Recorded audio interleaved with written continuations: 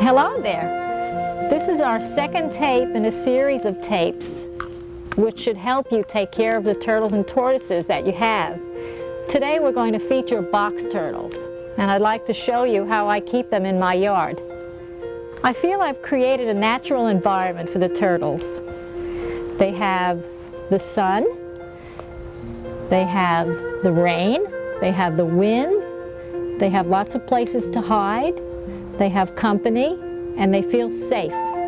It's very important for these animals to be living outdoors. Now, I do have a fence around this area because I think it would be pretty terrible if I ran over one with my lawnmower. Although they don't feel confined. If they felt confined, you'd see them clamoring to get out of here. They're just as happy as can be with this setup. Turtles are wild animals. None of them belong indoors. If they're not outdoors, they slowly begin to die.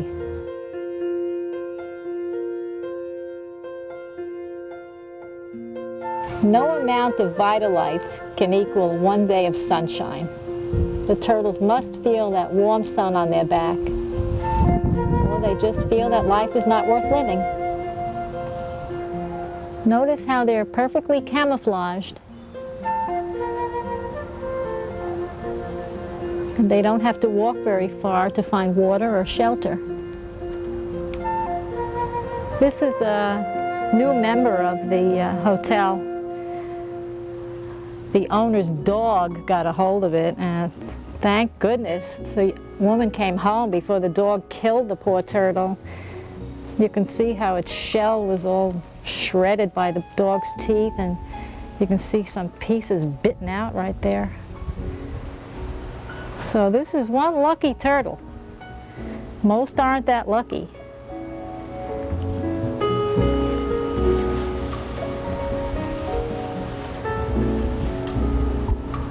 The funniest thing about this piece of hollowed out log is that every night a different turtle is occupying what I call the condominium. Now, the turtles live out here in a natural way. I don't bother them at all. I don't touch them unless I have to. That's why she's ducking in the way she is, because she's not used to being handled like this. Hey, it's time to wake up. Well, she's not that afraid, is she? I guess she knows the sound of my voice.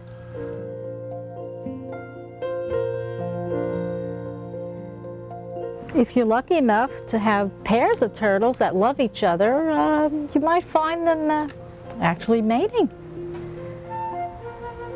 If conditions are right and the turtles feel comfortable, they will mate.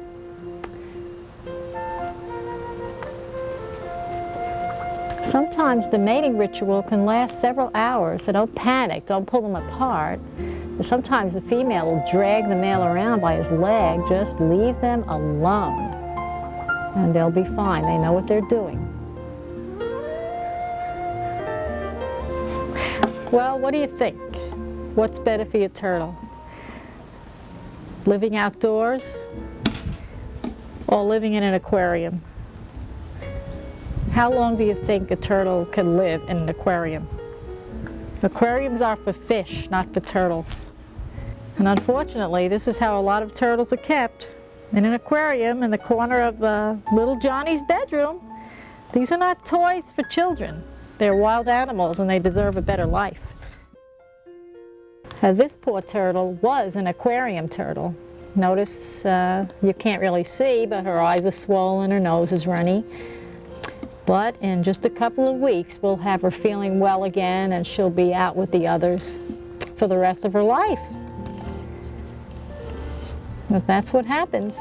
You put them in an aquarium, they just don't want to live. They commit suicide. They just sit there and they won't eat, or they're constantly clamoring to get out, and it's just not fair. There are several varieties of box turtles, and I thought I'd show you what I've got in my yard. This is an eastern box turtle.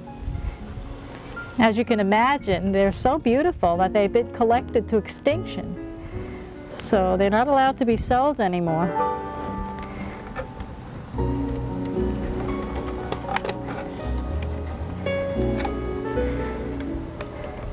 This is a male, and I've had him for many, many years. Notice his red eyes. He's quite healthy. I have several males, several females, but I've never had any babies. And come to think of it, I don't know anyone else in my club who's had babies either.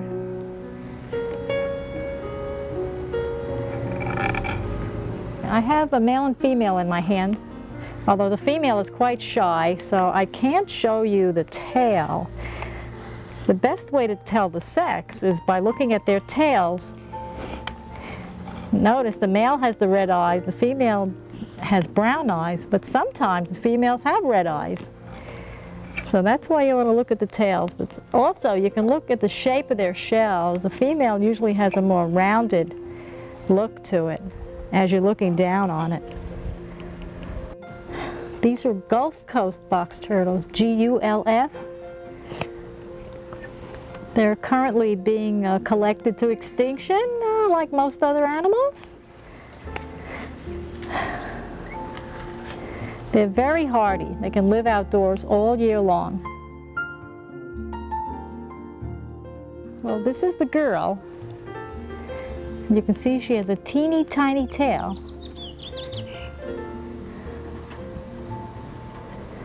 And the boy has a concave plastron and a much longer tail.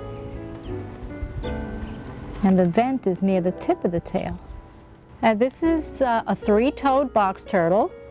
It's a girl. And these are the ones you see mainly in pet shops.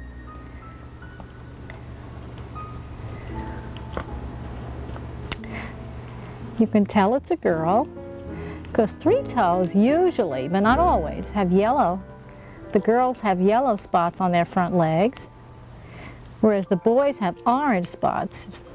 In a minute, I will try to find a suitable male for you to look at, and we'll show you the difference in their tails also. Sometimes it's very hard to tell.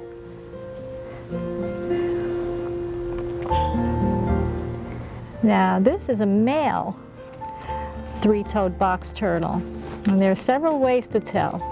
Most prominently, you'll see the red markings on his head and his front legs. He does have a longer tail with the vent closer to the tip of the tail than the body. And if you look really closely, you'll see that his back claws are curved over. And that's typical of males. The girls don't have back claws that are curled quite that much. Now this turtle's name is Mr. Ed the Redhead. Now, he was one of my first turtles. I had gotten him in Ohio, and this was about 1963. So I've had him alone about 33 years. And I think that's pretty good. And notice how small he is. So they come in all sizes. And this is one of the smallest ones that I've ever seen. But he's quite colorful. And he just lives around outside all year long.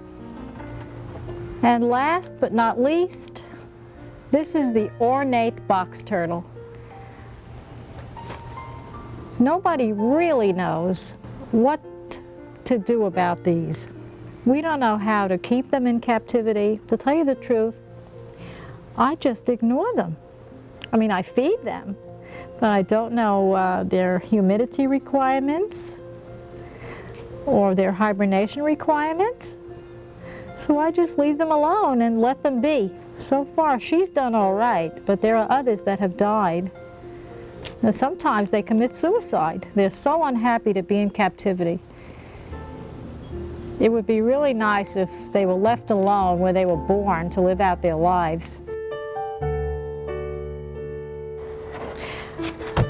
Okay, you've gone into a pet shop, you decided you want to get a box turtle, and you walk into the pet shop and then you see something like this in a box. How do you know what to choose? Which one is healthy? Which one is sick? Here's what I want you to do. Start picking them up 2 at a time. This way you can check the weight. You don't want to choose a turtle that's too light, but how do you know which one is light if you don't pick up more than one? So you can kind of judge the weight. There aren't too many clues as to what sex she is, except for 2 things. The yellow spots on her front legs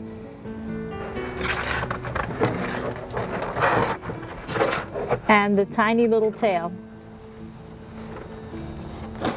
And if you notice, he has more orange spots on his front legs. His eyes are a tiny bit redder, but not necessarily much redder. And look at his tail. See the difference? See how much longer it is? And notice the vent is near the tip of the tail. And also notice that he's missing one of his feet, which is perfectly okay. It doesn't inhibit him in any way. So if you come across a 3-legged turtle, don't hesitate to buy it.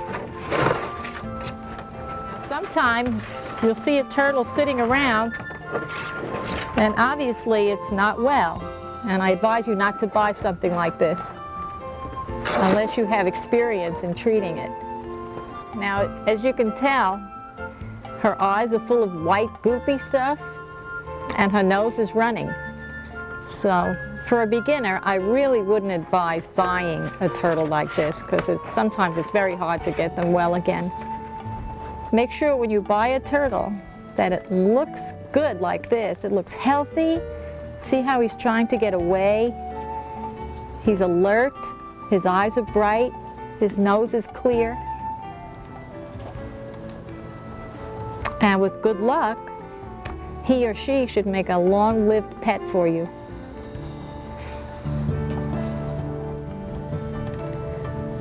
Now you've got your turtle home. What do you feed it? This is a good start. A nice healthy worm for a healthy turtle.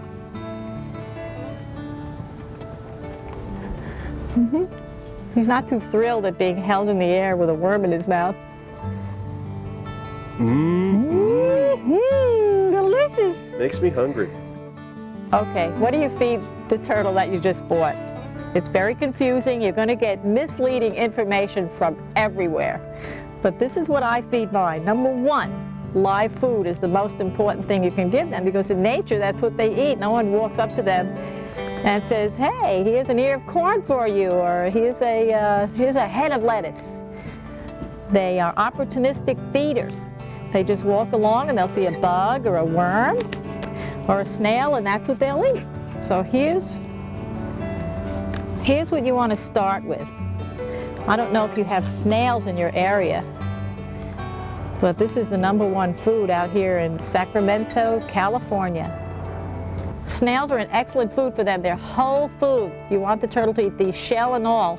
And if the shell is too big, give it a whack, and that makes it easier for the turtle to get at the snail inside. Another excellent food for your turtles are night crawlers.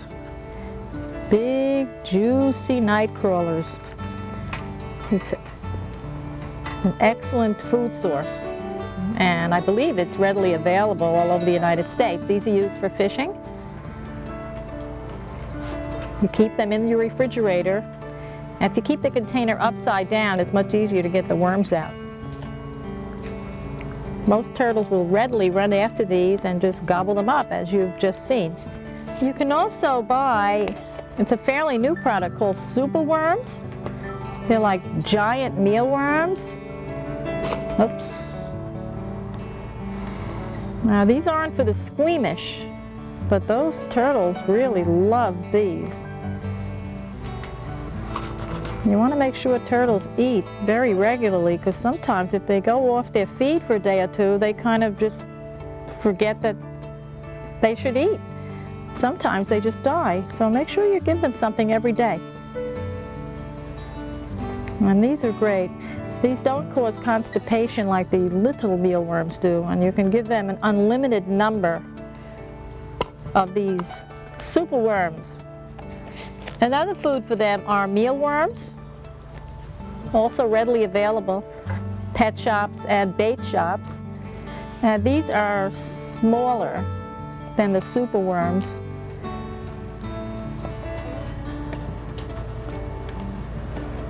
But you might have an easier time finding these than those superworms. Just don't feed too many, because they have been known to cause constipation, and you don't want any of that with your turtle. For many years I've been using Pedigree Mealtime, small crunchy bar. I'm not endorsing any product. I'm just showing you what I use that works really well. And I have very little sickness.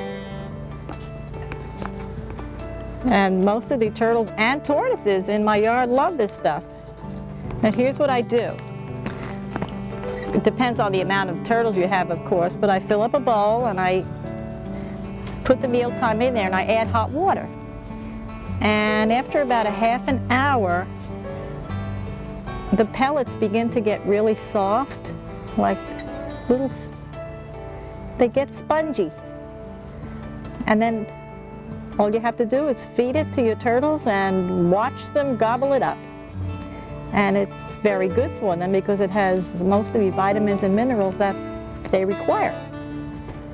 Now remember, I'm not endorsing any product. This is just a can of cat food. You can use it if you like, but don't use too much of it, because it does cause shell deformity, I've noticed, especially in babies. I much prefer dog food, but a lot of people just insist on using cat food.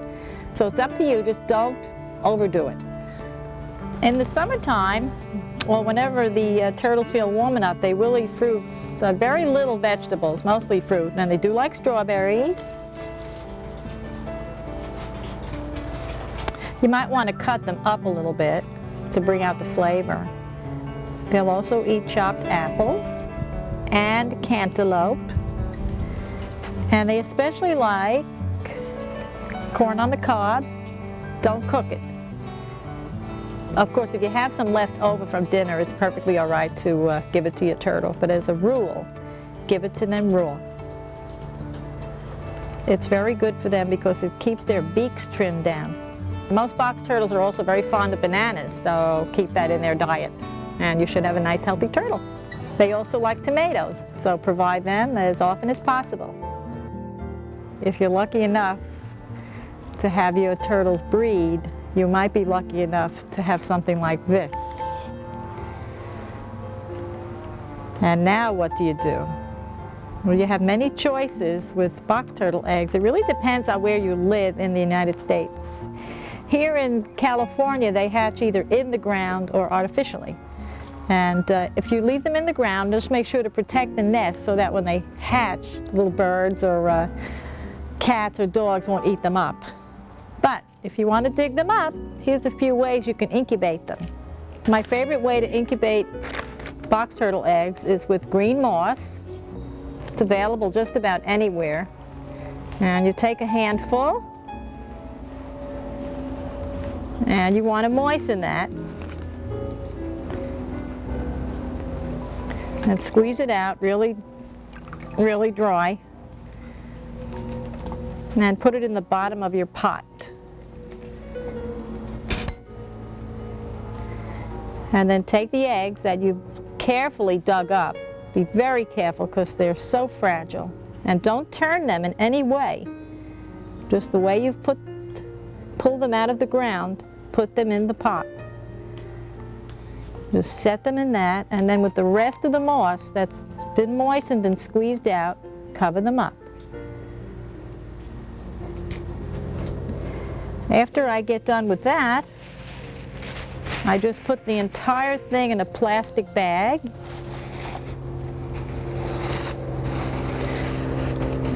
Seal it up a bit. Voila, that's it. And I put this on my kitchen counter. I don't use air conditioning in my house that often anyway, so the kitchen is in the 70s most of the summer, and the turtles hatch in about 70 to 77 days. I have lots of luck with this method.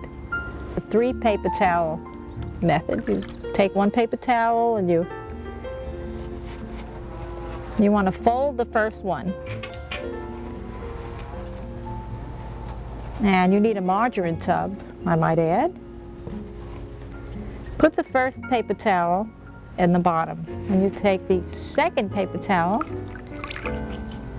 crumble it up, and leave it crumbled.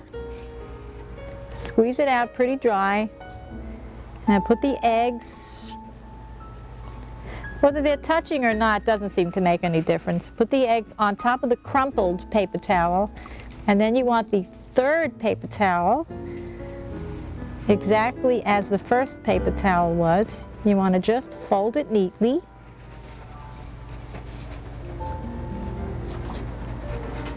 And place that on top of the eggs. Then you take your lid. I did put a few holes in there. Otherwise, I think they'll get too moldy. And snap on the lid. Every few weeks, I want you to look into these containers and make sure that the moss or the paper towels are moist. And if they're not, just give it a little squirt of water and cover it up again and check it again in a few weeks. And you should have babies with these methods. Professional incubators are available, of course, at your local nursery or catalogs, but I figure why spend a lot of money when something like this works perfectly well? If you are lucky enough, your eggs will hatch. Outdoors, they take about 3 to 4 months, by the way. And here's what you'll have. Now, these babies are several months old, and they've grown quite a bit. Now, you can build them an elaborate home, as I have here, complete with their television set and couch. I'm sure a lot of you would like to keep your turtles in a setup like this, but it realistically is not too healthy. This is how I've been keeping mine all winter. The secret of keeping them alive is this: keeping them on wet dirt. We found out that if the dirt isn't wet, they just kind of dry up into little potato chips. It's just terrible. We had so many deaths until we realized they need a lot of water, because in nature they would be under the ground all winter, under the ice, under the snow, under the heavy rain. They'd be wet. And ever since we came up with this, well, we've had nothing but healthy babies. And how do you know they're healthy? Well, you know they're healthy by the way they eat. And I want to add that the wet dirt is a perfect place to add red worms and mealworms. And if you add enough of them, the red worms and mealworms start to multiply. So as one of my club members said, it's like they're living in a deli. The food is always available. Now, these guys like their mealworms. The babies sometimes won't eat anything, but don't give up. Just keep putting everything in creation in there. A friend of mine, hers will only eat cooked chicken and turkey. I mean, that's the bottom line. That's all they'll eat. So try a variety of foods. And also, some of them don't hatch in the fall. They'll winter over and come up in the spring. So always be on the alert for babies in your yard. Watch where you're walking. I searched the enclosure for a box turtle with a lump on its neck, but I couldn't find any. But this tortoise seems to have one, which I have personally never seen a tortoise with a lump on its neck before. But this is exactly what box turtles get. And do you see how hard and white that looks? Now, you should see a veterinarian about that. It's very easily removed. But if you can't get to a vet, you can do this yourself. And if you wait until it's good and hard like this, you can take a single-edged razor and just put your thumb underneath the lump and just make a slit right on the top. You can actually see the mark where you would make a little slit. And when you do that, the turtle will kind of pull his head in, and all this white stuff will come pouring out. And of course, after you've gotten all of that white stuff out, clean the wound up with some nice warm water, and keep the turtle inside. And each day you can soak the turtle and try to squeeze a little more of the matter out, and before long it'll heal up. And when it's healed, then the turtle can go back out.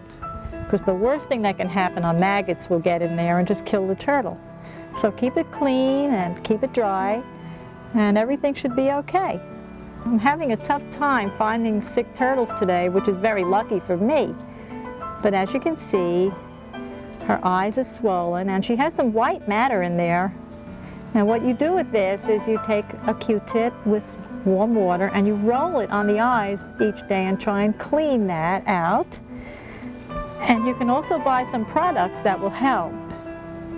If you can get to a vet, he might want to give the turtle some antibiotic shots to help her heal. But if you can't get to a vet, then go to your local pet shop or feed store and look around. You'll find some antibiotics for birds, which work perfectly well on turtles. And you can just soak them in the water with the antibiotics in the water. And within about 10 days, you should see some good results. I also like to use Drop-A-Day for birds. And I'm not endorsing any product. I just happen to like this product because it's water soluble. A lot of people use cod liver oil on their turtles, and the poor turtles get so gummy that they can't even open their eyes because they're literally stuck shut. But keep at it. It's worth a try. Sometimes it can take 3 months to get them well. Just keep trying. Never give up. You can buy this over the counter now, and I'd like you to use it 3 times a day. Try to get it in the turtle's eye. I know it's not easy, and they usually recoil from your finger, so you want to use some instrument like an orange stick that you would use on fingernails, or the cap of a big pen. That is my favorite turtle tool, the cap of the big pen. I'll show you how in just a moment. Now, with the eye ointment, see how the head is in the shell? Put some of the ointment on the point of the cap, and then you can just get in there and smear it around on each eye. I'm not doing it for you because there's nothing wrong with this turtle's eyes, but that's how I do it all the time, and the turtles really don't recoil as they would if I was sticking my finger in there. Now, to open the mouth, that's another matter. You want to get your fingers in between the 2 shells, and very carefully, you might want someone with you with the medicine in the other hand. Kind of, see? Dig in there, and there's the open mouth, and you can just pop medicine in there, or vitamins, whatever you choose, even a piece of banana if it's not eating. And there you go. Sometimes it's not easy, but don't keep at it too long. You don't want the turtle to get too stressed. You can use ornolite for soaking your turtle if it's not eating. Just put a little bit of this in some warm water and soak the turtle for a few hours. A lot of times, all the turtles need is what I call aquatherapy. Just put it in water for about 2-3 days up to its nose, and you'll find that the turtle is all better. It's just totally dehydrated. So give that a try before doing anything else, okay?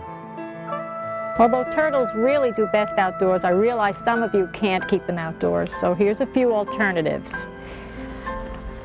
You can use an aquarium if that's all you have, but make sure it's as large an aquarium as you can afford, because they do need a lot of room. Make sure you have a hiding place and also some water for the turtle to go into when it feels the need to soak and to have something to drink. Keep the water nice and clean. You can use newspaper. That's perfectly all right, because it's the one thing you can change constantly, and it doesn't cost very much. And if the turtle is never ever going to go outside, then you need a Vitalite. But don't keep it on too long, because remember, box turtles are never in the sun that much. In nature, they hibernate for 6 months, so I don't think they need a Vitalite on 14 hours a day, 365 days a year. So go easy with that. But they do need a source of heat. So you can use an under-tank heater. There are many varieties. I'll show you one that I've been using by ZoomEd. It works very well. And you can also use a clamp-on light. You can use a 40 or 60 watt bulb in there, depending on how cold your house is. And at night you want to turn that off because you want to keep the turtles in their day-night pattern. There are also some new ceramic bulbs that have come out that give off heat. So they act sort of like a little sunshine for your turtle to bask under. And there are various hot rocks you can use too, but I find that the under-the-tank heaters work a lot better. And you would leave that on all day, but turning off the lights at night. Of course, in nature, the sun does set. I much prefer a large roomy box for the winter. Oops. And the sides should be higher than this because they can climb out. The main thing is you want to keep them warm and feeding. They will naturally eat less in the winter time, but they should be eating once a week. And you can use one of these new bulbs that give off heat so that they'll have a nice place to bask during the day if they want to. Make certain that they have a place to hide because hiding is very important to turtles, as you know. They need water to drink. And for a larger area like this, there's a heater, an under-the-box heater that I just adore. I've been using them for years, and I'll show it to you and tell you who you can call to order one if you want one for yourself. Keep the paper changed, keep it clean, keep them eating, and hopefully they'll survive the winter for you. And if you're going to keep it in the house constantly and never let the turtle go outside, then you should get a Vitalite. And as I said before, don't leave it on too long during the day. Maybe 6 hours a day, and not too close to the turtles either, or else you'll find the turtles have swollen eyes. And that's the reason. This is the heater I'm talking about. The heater is enclosed in the metal. It's actually for rabbits. It's called a nest box heater. And the Morton Jones Company, we'll put the number up for you in a while, has come out with this product, and it just works beautifully. This is a larger size, and they last forever. Water doesn't get in there. There's no chance of getting electrocuted from it, and the heat is not that hot where your turtles would get burned. I think it's a perfect product for your turtles, and for your rabbits too if you have them. ZoomEd has also come out with a hotspot bulb, which mimics the sunshine. ZoomEd also makes the appliance with the ceramic holder because they get kind of hot. And you can just shine that down on the turtle, and he'll sit under that during the day when he wants sunshine, and then he'll crawl into his cave when he wants to hide. In case you don't want to use a shoebox, you can purchase other products to keep your turtles warm in the winter. One product I really like is fairly new, and it comes in 3 sizes. It's called a Reptile Heat Cave. It's made by the ZoomEd Company, and I'll put their address at the end of the video. This is a hot rock, and you could put it on the floor of your cage, and the turtle can sit on it and keep itself warm.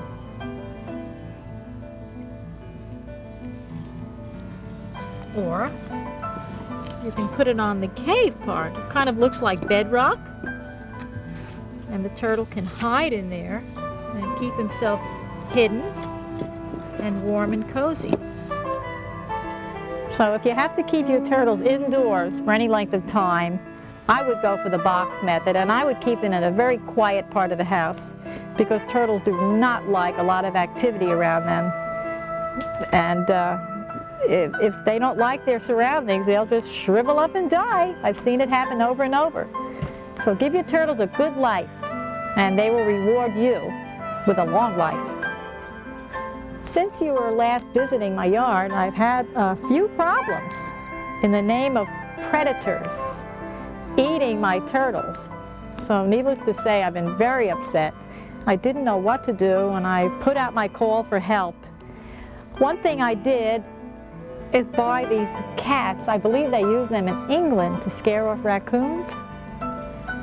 Well, I don't think it worked, because I did have some raccoons visit, but they visited in the middle of winter and there were no turtles visible for them to eat. They did eat all of the goldfish in my pond. I did have a few possums come by, and how I found out was I found one of my leopard tortoises eaten out of her shell. So I set up a trap that night and I caught a possum. So 1 and 1 makes 2.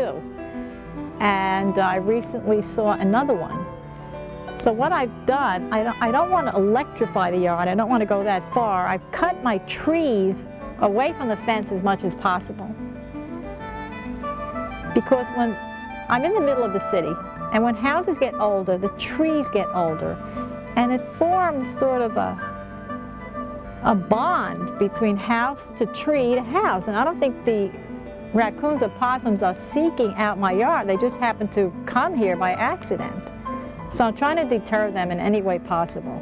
So I've cut the trees away from the fence as much as I could. And I've also added some carpet tacking along the top of the fence. So if the little stinkers climb up, they'll really get their feet stung. But I don't know if this is going to work, because I've seen one of my cats jump up on the fence and walk along it. But I haven't had any trouble since I put up that carpet tacking. But if it'll help you, give it a try.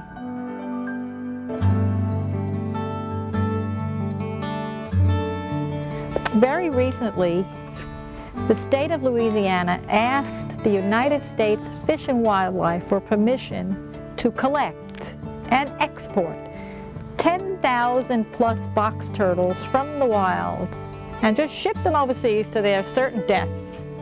And I'm happy to tell you that thanks to the barrage of letters from clubs and organizations and scientists, the United States Fish and Wildlife did not give the state of Louisiana permission to ship any turtles out of their state.